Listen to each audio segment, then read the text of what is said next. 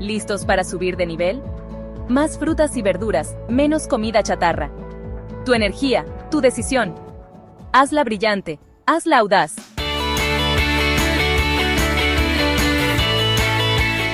Veracruz es territorio Tebaek. Hoy se enciende la chispa en tu mirar con cada paso. ¿Sabes qué acontecimientos corresponden a estas imágenes y en dónde sucedieron? ¿Por qué es importante saberlo? ¿Sabes quiénes son estos personajes y qué papel jugaron al finalizar la Segunda Guerra Mundial?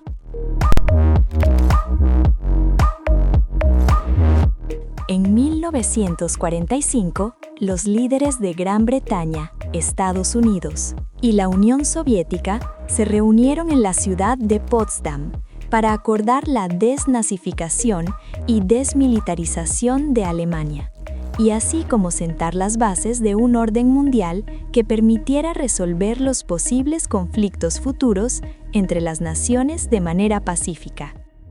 En 1945 se creó la Organización de las Naciones Unidas, cuyo objetivo era la solución pacífica de los conflictos.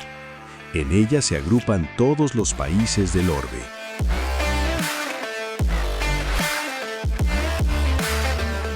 Después de la Segunda Guerra Mundial, muchos países lucharon por su independencia. Este movimiento se llamó descolonización. Grandes regiones bajo control de Portugal, Países Bajos, Inglaterra y Francia, como India, Vietnam, Birmania y partes del continente africano, exigieron convertirse en países soberanos y liberarse del yugo colonial.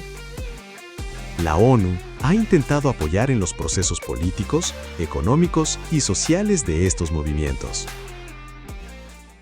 Está conformada por 6 órganos principales: la Asamblea General, el Consejo de Seguridad, el Consejo Económico y Social, la Secretaría General, el Consejo de Administración Fiduciaria y la Corte Internacional de Justicia.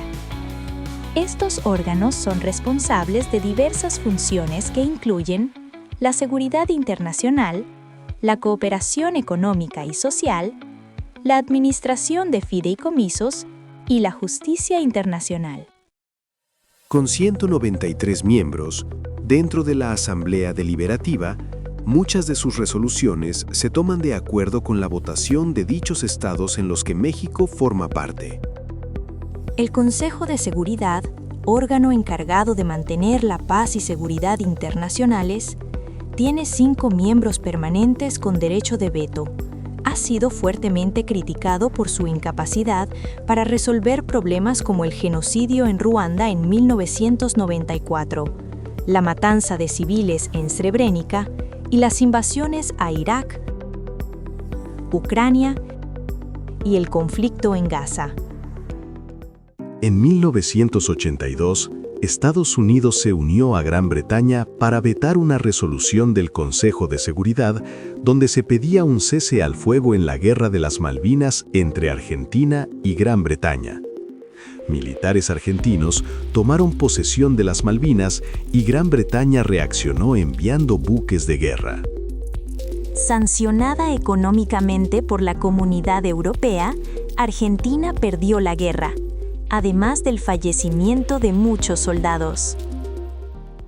Estados Unidos es el país que más ha ejercido su derecho de veto, sobre todo cuando se ha criticado o intentado sancionar al Estado de Israel por sus políticas hacia los palestinos. Después de la Segunda Guerra Mundial, la Unión Soviética liberó los territorios conquistados previamente por el régimen de Alemania nazi. Estas tropas se mantuvieron en los países bálticos y Europa Oriental, generando temor entre Estados Unidos, Francia e Inglaterra, quienes creían que los regímenes comunistas se podrían extender al resto de Europa. Ello motivó a dichos países a crear una fuerza militar llamada OTAN, Organización del Tratado del Atlántico Norte. Esta alianza militar no solo fue creada para defender militarmente a los países de Occidente ante una posible agresión armada de la Unión Soviética, sino también para extender la hegemonía estadounidense, además de las más de 70 bases militares que Estados Unidos tiene en todo el mundo. La Guerra Fría, conflicto ideológico surgido poco después del fin de la Segunda Guerra Mundial, entre Estados Unidos y los países capitalistas y la Unión Soviética y los países socialistas.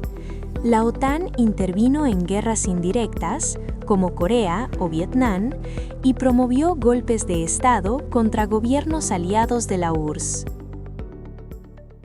Tras la caída del socialismo, con el fin del régimen de la Unión Soviética y la unión de las dos Alemanias, la OTAN no se disolvió, sino que incorporó más países y se expandió hacia el este, lo que ha provocado problemas con la ex Unión Soviética, actualmente Federación de Rusia.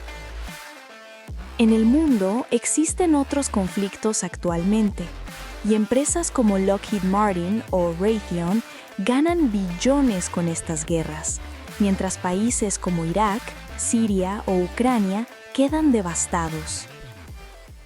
El FMI, Fondo Monetario Internacional, y el Banco Mundial se crearon en 1944 para estabilizar la economía global.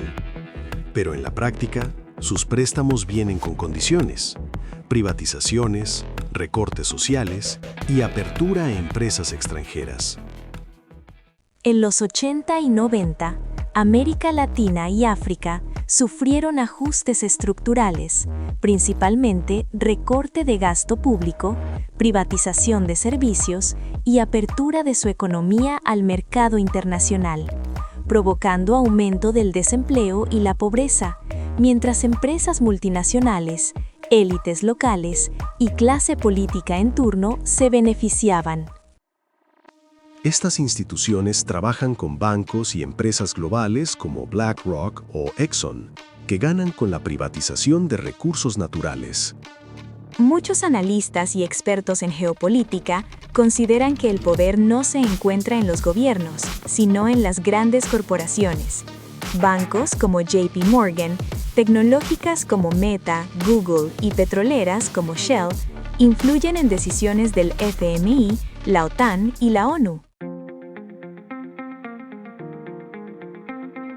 Según el exministro de Economía de Grecia, el economista Yanis Varoufakis, en el presente los dueños y CEOs de las plataformas digitales, como Amazon, Meta, Google, YouTube, Spotify, X, TikTok y ChatGPT, se han enriquecido de manera exorbitante al expandir su poder en la nube y obtener recursos por el uso de dichos sitios digitales, por reunir compradores y vendedores sin la creación de valor.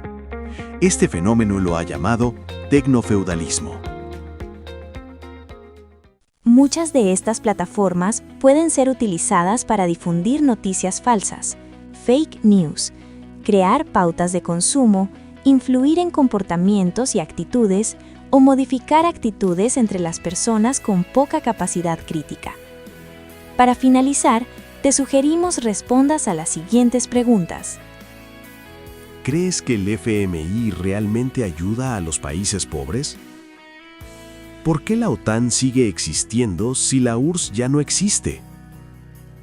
¿Crees que los contenidos de las plataformas digitales reflejan realmente la verdad de lo que ocurre a tu alrededor?